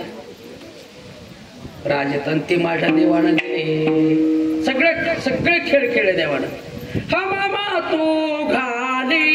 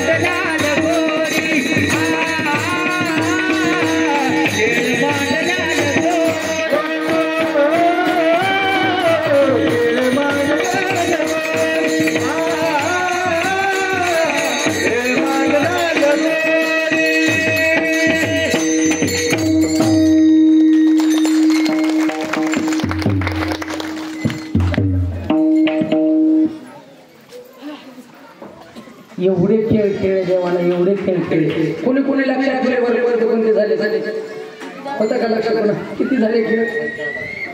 एवढे खेळ झाले.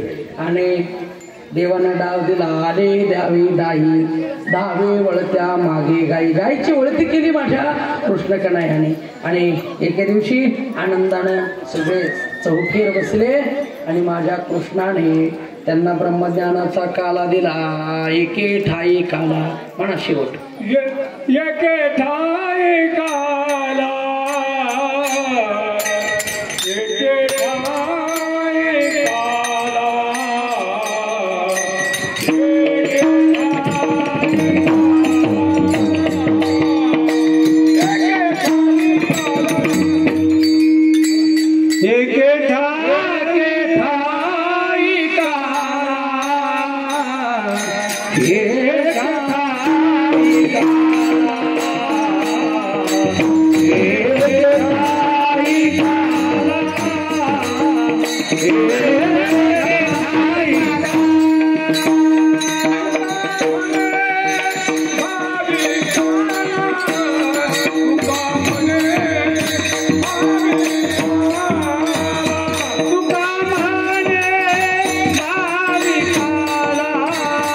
तुका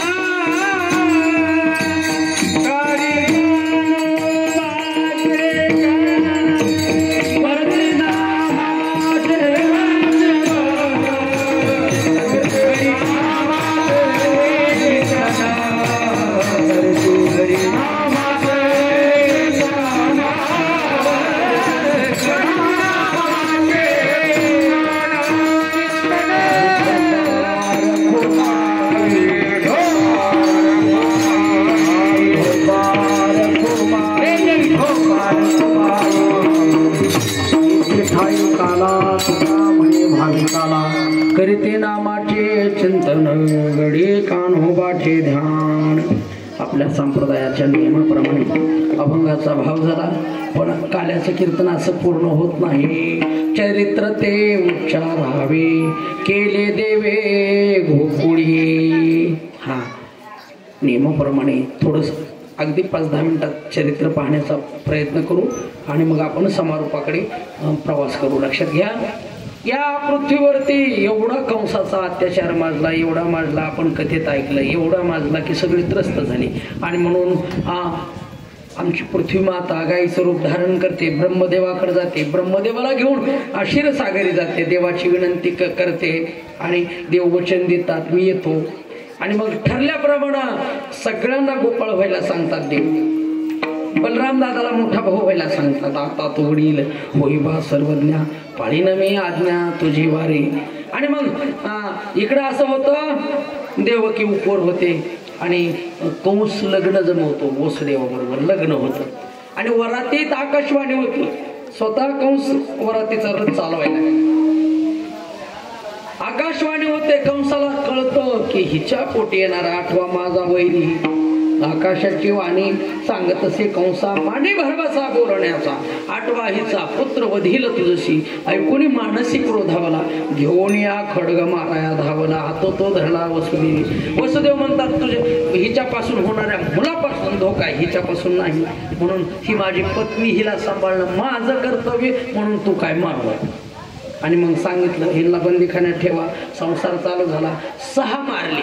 7व्यांदा बलराम दादा योग मायेनं, म्हणजे वसुदेवाला 7 पत्न्या, त्यातली एक नंदबाबाकडे राहते रोहिणी, तिच्या उदरात नेऊन टाकला. तिथं आकाशवाणी झाली की रोहिणीच्या पोटात आलेला गर्भ हा वसुदेवाचा आहे, त्याच्यामुळं तिच्यावर कोणी शंका घेऊ नका. आणि मग 8व्यांदा माझे देव आले आणि श्रावण महिना, अष्टमी तिथी, वार बुधवार, रात्री 12 वाजता देव जन्माला आले. गोपाल कृष्ण भगवान की जय. आयुनी संभव नोहे काही श्रमी, नामयाचा स्वामी प्रगटाला. सगळ्या देवदेवतानं स्वागत केलं कृष्णाचं. आणि कृष्णाने संदेश दिला, आई मला इथं काय ठेवू नको, नंदाच्या घराला मजनी गोकुळाला. आई तिथं मायेनं जन्म घेतलाय, तिला मला नेऊन ठेव.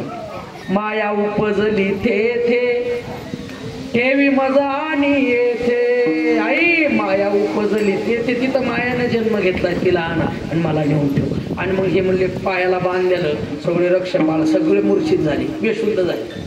दरवाजे उघडले, उचलेला कमळापती, पायची बंधने गळती. बंधनं जे जे होते साखळदंडा लावलेल्या गळून पडले, शृंखळा गळून पडल्या उचलल्याबरोबर. का? ज्याच्या डोक्यावर देव येतो त्याला काहीच कमी राहत नाही. आणि तुमच्या डोक्यानं जर देव शोधायला गेला, देव सापडत नाही. मनोमार्गे गेला तो तेथेची मुकला, हरिपाठी स्थिरावला तोची धन्य. देव डोक्यावाला सगळे बंधनं गेले. लक्षात घ्या. आणि जातात, यमुना दुथडी भरून चाललेली, मंद मंद पाऊस आहे, श्रावण महिना, आणि पूर वाढू लागला. पण मध्ये प्रवेश केला, आता गेल्याशिवाय पर्याय नाही. आणि प्रवेश केला, नाका तोंडात पाणी जाऊ लागलं. देवाला वाटलं यमुनेला दर्शन दिल्याशिवाय ती रस्ता द्यायची नाही. पाय मानता लावला पाण्याला, म्हणजे पाय बाहेर काढला टोपलीतून, डालीतून. आणि मग अंगठ्याचा स्पर्श झाल्या यमुनेमाईनं जागा दिली. दुभंगली यमुना मैया गेले आणि नंदबाबाच्या वाड्यात कृष्ण कन्हैयाला ठेवलं. जन्मलेली माया टोपलीत घेतली, पुन्हा मागे गेली. आणि पहाट झाली, सुनंदा म्हणजे नंदाची बहीण सुनंदा जाते. आणि ज्यावेळेस कृष्णाला पाहते, यशोदेला उठते, अगं लेकरू झालं तुला, लाला तुला कसं माहित नाही. आणि इतकं देवाचं रूप भाऊ भारावून गेली. भावाला सांगितलं, भावानं तिचा इतका छान सत्कार केला. नवरत्नाचा हार सुनंदेच्या गळ्यात टाकला. आणि सकाळ झाली आणि ही गवळण त्या गवळणीला, ती गवळण त्या गवळणीला पाहता पाहता सगळ्या गोकुळामध्ये माहीत झालं यशोदेला एवढ्या वयाच्या शेवटी म्हातारपणाला इतका सुंदर मुलगा जन्म. गवळण म्हणती गवळणीला पुत्र झाला यशोदेला, पुत्र झाला यशोदेला, पुत्र झाला यशोदेला. गवळण म्हणती, गवळण म्हणती, गवळण म्हणती, गवळण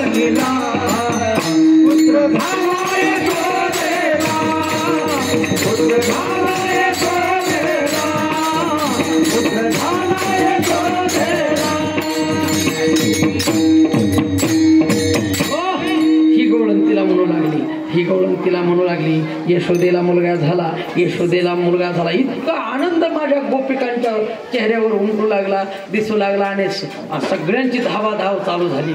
सुईनीची गलबल झाली, दासी जणी हेल घाली. सगळ्यांची गलबल सुरू झाली, सगळीकडे चर्चा आणि सगळ्या आनंद उत्सव सगळ्यांनी चालू केला. गुढिया तोरणे करीती कथा गाती गाणे. हा सगळ्यांनी इतका आनंद उत्सव चालू केला. पण इकडं मात्र कंसाचं अवघड झालं. काय झालं, योगमाया जशी आणून ठेवली, मग योगमायानं रडायला सुरू केलं आणि दूतांना सांगितलं आठवा. पण ती 8वा होता का 8वी. पण स्वतः आता हसते पर हसते अजिबात नाही, स्वतःच कंस पळत आला आणि यशोदेच्या हातातून गोडू लागला. यशोदा म्हटले, अरे दादा, अरे मुलगी रे, अरे हिला तरी सोड, आतापर्यंत एवढे मारले, हिला तरी सोड. पण ऐकाय तयार नाही. नारदानं सांगितलं होतं पोरगी असू नाही पोरगी असू सोडायचं नाही. आणि मग धरली महाराज योगमाया, गर फिरून ठरल्याप्रमाणे आपटणार तेवढ्यात योगमाया सुटली, आकाशात गेली, चतुर्भुज रूप धारण केलं आणि सांगितलं, तुझं लागी वधी उपजला मग आधी. अरे तुला मारायला कवाच त्यानं जन्म घेतला म्हणले, मला मारून बाया माणसात नादी लागून कोणाच चांगलं झाली, तू होणार आहे आता. महाभारत घडलं बाया माणसाच्या नादी लागून. आणि तुझं आधी बात म्हणले, तू ताण करू नको, तुझा कार्यक्रम झाला. इतकी महाराज काळजी वाटू लागली. वसुदेव आणि देवकीला त्यांनी बंधनातून मोकळं करून दिलं, लक्षात घ्या. आणि म्हटले आता बघू दुश्मनाला कसं मारायचं, वैऱ्याला. आणि मग पुतणीला विडा उचलला, पुतना गेली, सुंदर रूप धारण केलं.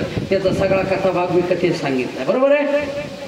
पुतणीचा उद्धार झाला, प्रणवर्ताचा उद्धार झाला, षटकासुराचा झाला. काग बघ रिठा मारिली बाळपणी, अवघे दैत्य खाणी बुडविली. देव आता रांगू लागले, रांगत रंगणी चोरीत लोणी. आता चोऱ्या चालू केल्या.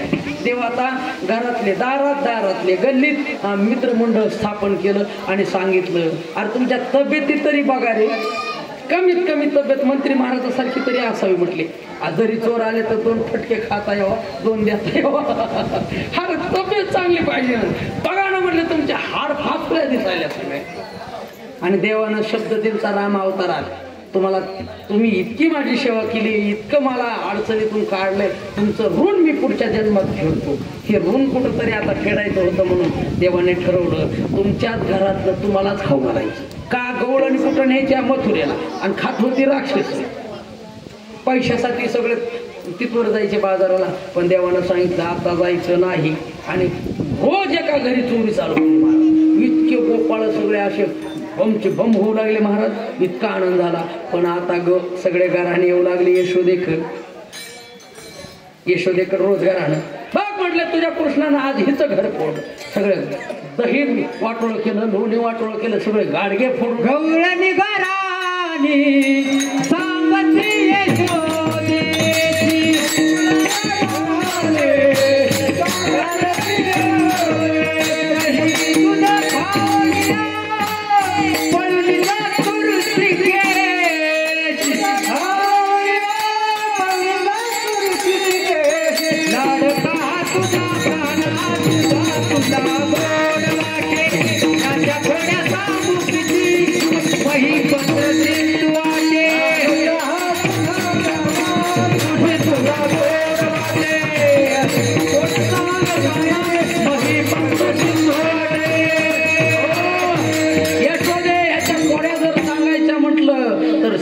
सांगती शाई केली तरी कमी पडेल ती शाई. इतक्या ह्याच्या खोड्या हा. आणि तुझा कहाणा तुला गोड वाटायला म्हटले. आणि पण आमचं सगळं वाटोळं करायले. यशोदा म्हणायची 5 वर्षाचे बाळ माझे काय माझी बाळ अंगणी माझ्या खेळे. आणि का लटकाच घेता आळगे गोकुळच्या नारी. अगं का माझ्या देवावर माझ्या लेकरवाळा आळ घेताय का चोरीचा तुम्ही. माझं लेकरू माझ्या घरात काय कमी, तुमचं कमी पडलं का त्याला. परंतु नाही. मग ज्या खोड्या घेऊन यायच्या महाराज त्या सगळ्याला सांगू लागल्या. म्हणले बघ म्हटले, कृष्णा सगळीकडे खोड्या करतोय, सगळीकडे चोऱ्या करतोय, पण माझ्या घरी त्याची हिंमत नाही. माझ्या घरी हिंमत नाही त्याची यायला. येऊन दाखव म्हणा, मग दाखवते तुला कसा असतंय पंगा. आणि मग कृष्ण म्हणतात अरे ही कोण आहे रे. आणि ती म्हटली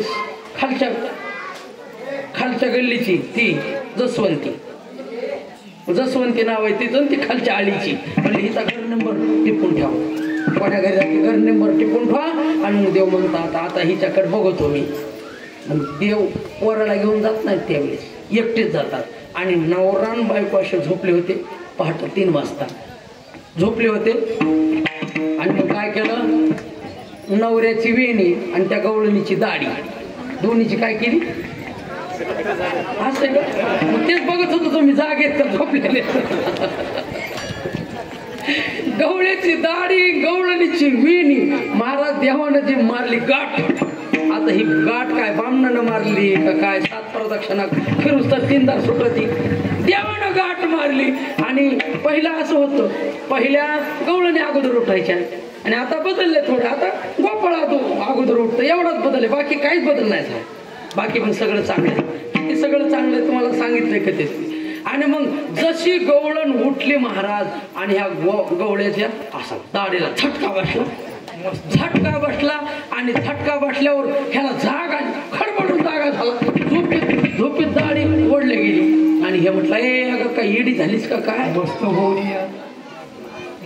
उठू द्या ना आधी आणि मला झटका जसा बसला आणि म्हटलं अगं काय येडी झालीस का काय येडी झालीस पहाट दाढी वाढायला लागली अहो मी कशाला दाढी ओढत तुम्ही माझी वेणीच वाढा मी कवा तुम्ही आणि महाराज काय लाईट का काय इन्व्हर्टर तसलं काय होतं का अंधारात आणि सकाळ रात्री लावल्यावर दिवा विजून गेला अंधारात आणि मग हातानं चापून बघितलं अरे गोट अगं तुला लाज वाटते का ह्या म्हातारपणात तू गाठ मारली डायरेक्ट वेणीची अहो मी कशाला मारू गाठ आणि मग कुणी मारली तुम्हीच मारली शपथ बाबा सांगतो मला मी काय मारलं नाही हे आता मग काय झालंय पण जाऊ दे म्हणले आता झालं गेलं गंगेला मिळालं गाठ सोड मग सोडू लागला गाठ आता मागून हे असल्यामुळं ह्याला सोडल्याशिवाय ती काय असे सोडीन का कशी सोडीन ह्याला सोडावं लागणार गाठ सोडायला महाराज गाठ काय सुटाना आली का पंचायत साधी पंचायत गाठच सुटाना ती म्हटली आता काय करायचंय मग तो म्हटलं आता एक काम करा आता कापावं लागते गाठ मग कापायचं तर मग चला किचन मध्ये मग आता ही होती 7 फूट आणि ही होता 4 फूट गवळण जशी उठली हे पाहुरा लोंबल्यावरच मागं महाराज हिनं पाऊल टाकला की नुसतं ह्या बळायला लागला इकडं आणि मग ही हा म्हणू लागला मस्त हो निया मातली धांगडी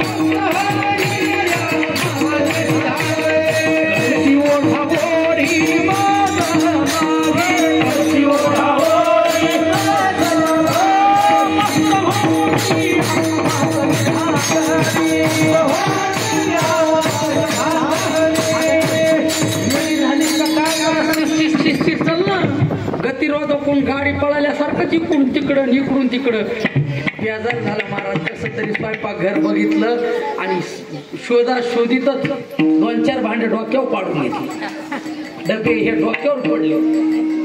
डोक्यावर पडल्यामुळं मग बाजरीच्या गव्हाचा पिठाचा डबा तो बी डोक्यावर पांढरे शुभ्र दोघं असं रूप धरलं सुंदर ते ध्यान उभे विठेवरी आणि म्हटले आता सापडली कशी तरी इडी सापडली आणि म्हणले कापा मग कापू लागला आणि मग वेणी कापू लागला अजिबात नाही म्हणजे वेणी कापायची नाही सुवासिनीची वेणी आणि वेणी कापायला दाढी कापा अजिबात कापणार नाही मला मर्दाची दाढी कापीत नसतो म्हणला झाला का इथं बी आता युती बिघडली इथं बी आता पण कसं तरी तुझे 4 सीट माझे 4 सीट कस तरी आपण म्हणले पक्ष स्थापन करू बाबा पण का बिना राजाची कुठं प्रजा कशी राहणार आणि मग ठरलं दोघांचं युतीत तुझे निमे माझे निमे गाठीवर कापू म्हटले अर्धी माझी दाढी जाईल अर्धी वेणी तुझी जाईल आणि मग गाठ कापू लागले तात्या आता गाठ मारलेली देवानं देवाची आज्ञा झाल्याशिवाय गाठ एक तरी केस कापणार आहे बेजार झाली आणि गप उभा राहिले म्हणजे आता पर्याय नाही हा म्हटला काल कोणाच्या नादी लागली होतीस म्हटली कृष्णाच्या तुझ्या ह्या नादी लागण्याचा हा परिणाम आहे तुझ्यामुळं मला सुद्धा एवढा अडचणीत आलो माझ्या सुद्धा इज्जतीचा पंचनामा झाला सकाळी 8 वाजले जसवंती दार कसं उघडाय नाही आणि म्हणून शेजारच्या बाया दार वाजू लागल्या आणि ह्यांना लाज वाटू लागली आता दार उघडायची कसं दार कसं उघडायचं. आपण नावीला उघडलं दार आणि सगळ्यांना बघितलं. सगळ्यांना तोंडावर हात काय. आणि गोपाळाला तर देवाने सगळ्यांना सांगून ठेवलं देवाने, अरे अजिबात वेळ लावायचा नाही, सकाळी 9 वाजता आपल्याकडे सर्कस येणार आहे. सगळं पेट भाज्या हे हलग्या बेलग्या काय असं ते तयारीत राहायचं आणि डम डम डम वाजवीतच वरात निघली पाहिजे म्हणजे सर्कस. आणि मग महाराज बाहेर आले, पोर हुर्रे करीत ताटवाजे टंबडंग टपडंग टंबडंग टपडंग. महाराज असं वाजवीत वाजवीत असं स्वागत केलं. आणि ही दिंडी ह्या गल्लीतून त्या गल्लीत, त्या गल्लीतून त्या गल्लीत सगळं गोकुळ हसायलं. हा लागतं का कृष्णाच्या नादी, लागतं का नादी. हा तुम्हाला असंच पाहिजे. काय काल ज्या ज्या बाळाला म्हणत होती का माझ्या घरी येऊन दाखव, माझ्या घरी येऊन दाखव, त्या म्हणू लागल्या कस काय, बरं आहे का, बरं आहे का. महाराज इतके खाली मान शेरमेड खाली घातली, तिला बोलायचंच कळायला. म्हटलं आता तिथं गेल्याशिवाय गाठ सुटत नाही. आणि मग ही अशी दिंडी गेली आणि यशोदा मध्ये बसली होती. हाक मारली यशोदा. आणि मग कृष्णाला कडेवर घेऊन यशोदा बाहेर आली. आणि कृष्णानं नुसतं नजरेनं गाठीकडे पाहिलं, गाठ सुटली. तिसरी आले धावोनी म्हणे ग बाय काय केली कधी, पतीची जाणी माझी वेली कोणती दास मागोली. गाठ बाय कुणाची सुटेना सर्व जाता सापडेना, यशोदे बाळ तुझा ताना उज्ज्वल तुझा, यशोदे बाळ तुझा ताना. या गाठीत गवळण म्हटली, तू सगळ्याला रडकुंडी आणलंस, माझ्या घरी येऊन दाखव, पुन्हा सांगतेच. कृष्ण म्हटला बरं बरं येतो. हा मग महाराज त्या दिवशी रात्री गेला, सगळ्या मित्राला गोपाळांना भरपूर खाऊ घातलं, सगळ्याला वाटं लावलं. आणि जाता जाता आलो का नाही हे कसं कळलं. आणि म्हणून त्यानं कृष्णाने काय केलं, तव्याचं काळं हाताला लावलं आणि तिला अशा मिशा काढल्या. असे महाराज सरदारासारखे मिशा काढल्या. आणि सुनबाई सकाळी उठली, माय आत्या काय झालं तुम्हाला. म्हणजे काय झालं मला, काय झाड भरली मला. अहो रात्रीतून तुम्हाला मिशा आल्या. मिशा महाराज आज दाखवला. गवळणीच्या मिशाच्या आकडे बघून गवळणी अशी दिली. एक मात्र असंच तुम्हाला सांगतो, बेजार करू लागलं. देवाने खाल्लं लोणी बिनी घेतला डेरा आणि त्याच्या डोक्यात पडला डेरा. असा दह्यानं भरून टाकला. तुम्हाला सांगतो एक एक खोड्या रोज अशा खोड्या. आणि देवाच्या हातेरा बी साधे नव्हती. चोरी करायला जाताना सराटे, एखादी गवळ लयच पळाली का सराटे फेकायची. सराटा असायचा कसा पडा एक काटावरच राहतो. आणि मग म्हटले वाळलेली ती गाळीव माती एखादी लयच पुढं आली तर मग सराट्याहून बी एखादी चप्पल घालून आली तर सांगता येत नाही ना. चप्पल घालून आल्यावर म्हणले डोळ्यात माती फेकायची. एक म्हटले मग चष्मा घालून आल्यावर बघू म्हणले पुढचं पुढे. आणि मग काट्या काय सराटेन वाळून अशा पद्धतीनं चोरी भरपूर झाली. आणि कृष्ण म्हटला हा खांदे नाही थांबा, गडबड झाली होती. आणि मग यशोदा वैतागली. म्हणले आता कृष्णा शाळेत जावं लागतंय. आता बास बास बास शाळा तर बास वय झालं तुझं, शाळेत जावं लागतंय. आणि म्हणून उद्या जाई राणा सवे घेऊन एक गोधना. कृष्णाने सांगितलं यार